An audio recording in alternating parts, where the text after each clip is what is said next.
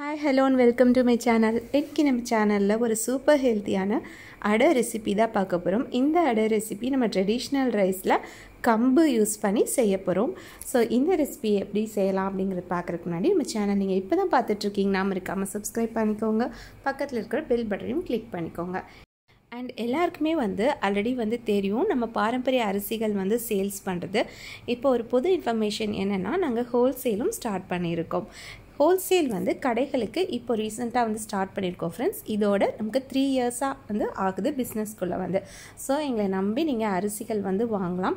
Maximum 2-3 டேஸில் உங்களுக்கு rice கிடைக்கிற மாதிரி இருக்கும். சில நேரம் அரிசி பார்த்திங்கன்னா அரைச்சி ரெடி ஆகிறதுக்கு லேட் ஆகுது அப்படின்னா ப்ரீ புக்கிங் பண்ணியிருப்போம்.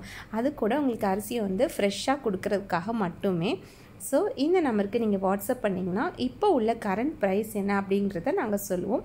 ஹோல்சேலில் வாங்கி சேல்ஸ் பண்ணணும் அப்படின்னு உங்களுக்கு ஐடியா இருந்தாலும் நீங்கள் காண்டாக்ட் பண்ணலாம். சூப்பர் மார்க்கெட் வச்சுருந்தாலும் நீங்கள் காண்டாக்ட் பண்ணுங்கள்.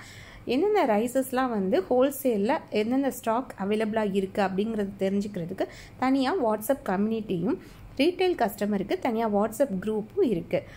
அண்ட் நம்ம சேனலில் இந்த ட்ரெடிஷ்னல் ரைஸ் யூஸ் பண்ண ரெசிபிஸ் நிறையாவே இருக்குது. டைம் இருக்கும்போது செக் பண்ணி பாருங்கள். இப்போ நம்ம வீடியோக்குள்ளே போகலாம்.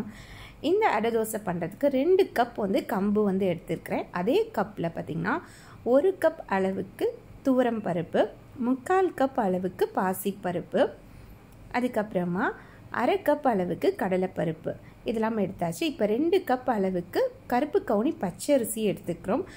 1/2 கப் அல்லது 1.25 கப் அளவுக்கு டிஃபன் அரிசி அல்லது இட்லி அரிசி. இது பொன்மணி இட்லி அரிசி நான் யூஸ் பண்ணியிருக்கேன். அது ஒரு organic variety. And then 1 cup அளவுக்கு வெள்ளை உளுந்து எடுத்துக்கிறோம். இதை நல்லா வாஷ் பண்ணிவிட்டு ஒரு 5 hours நல்லா ஊற விட்டணும்.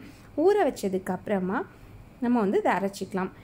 இது ஊறும் போதே நம்ம ஒரு சின்ன கப்பில் 3 வரமிளகாய், ஒரு 4-5 பல் பூண்டு, கொஞ்சமாக ஜீரகம் இதையும் தண்ணி சேர்த்து ஊற வச்சுக்கலாம். இதை நம்ம தனியாக மிக்சியில் அரைச்சிட்டு இந்த அரைச்ச மாவில் நம்ம மிக்ஸ் பண்ண போகிறோம். இப்போ நமக்கு மாவு ஆட்டி வந்தாச்சு. யூஸ்வலாக அடை மாவு நைஸாக இருக்க தேவையில்லைன்னு சொல்லுவாங்க. பட் நான் நைஸாக தான் அரைச்சிருக்கேன். அப்போ தான் கிறிஸ்பியாக வரும். அதுக்கப்புறமா நம்ம ஊற வச்ச அந்த வத்தல், பூண்டு, ஜீரகத்தை சின்ன வெங்காயத்தோடு அரைச்சி நம்ம இந்த மாவில் மிக்ஸ் பண்ணிவிட்டு இது கூடவே மஞ்சள் தூள், பெருங்காயத்தூள், அதுக்கப்புறமா உப்பு இதெல்லாம் சேர்த்து மாவை நல்லாவே மிக்ஸ் பண்ணிக்கலாம்.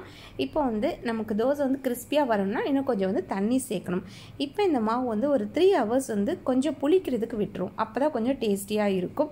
அப்படியே சுடுறது கொஞ்சம் டைஜஷன் ப்ராப்ளத்தை கொடுக்கும். ஸோ அடை தோசையாக இருந்தாலும் கொஞ்சமாக நீங்கள் புளிக்க வச்சுக்கலாம். இது கூட சேர்த்து சாப்பிட்றதுக்கு வெண்ணெயை கொஞ்சமாக உருக்கி அந்த ஹீட்லேயே அது ஃபுல்லாக உருகாததுக்கு முன்னாடியே பார்த்திங்கன்னா கொஞ்சமாக மண்டை வெல்லத்தை இடித்து போட்டணும்.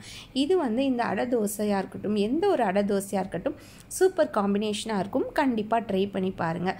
பட்டரை இது மாதிரி தோசையை நல்லா விரிச்சு விட்டதுக்கப்புறமா சென்டரில் ஒரு சின்ன பீஸ் வச்சா அதுவுமே டேஸ்ட் அல்டிமேட்டாக இருக்கும்.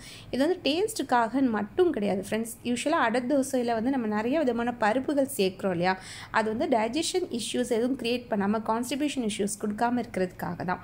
ஓகே ஃப்ரெண்ட்ஸ், இந்த ரெசிபி கண்டிப்பாக ட்ரை பண்ணி பாருங்கள். எப்படி இருந்ததுன்னு கட்டாயம் சொல்லுங்கள். தேங்க்யூ.